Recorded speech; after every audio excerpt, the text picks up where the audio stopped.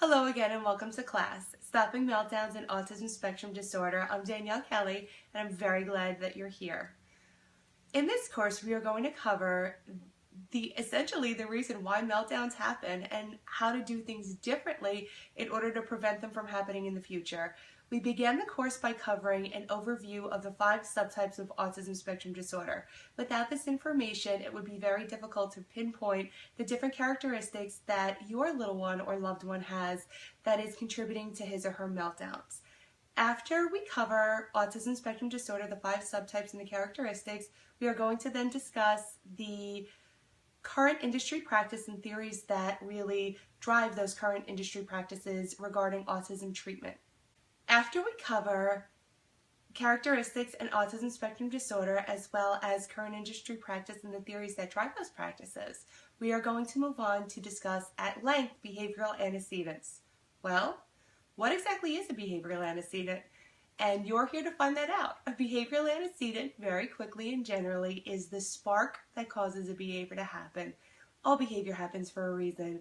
Even though it might not make sense to us at the time, all behavior certainly happens for a reason. And we are here to figure out, to give everybody the tools and the information needed to look at your own unique situation and your individual that is exhibiting meltdowns that are problematic. And in our instance, this problematic behavior is impeding his or her learning at school and or home life, and that can be very stressful, and that's why you all are here. After we discuss antecedents, we're going to move on to behavioral function. And again, all behavior happens for a reason. Your child, loved one, student, or client is illustrating meltdowns to get something. There's a function. Again, all behavior happens for a reason, and we are here to figure out exactly why these meltdowns are happening.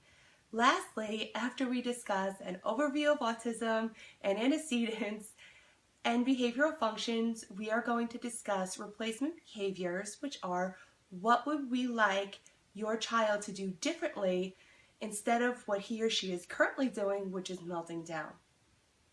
Once we complete our overview, our antecedents, our behavioral function, and our replacement behavior, we are going to discuss reinforcement.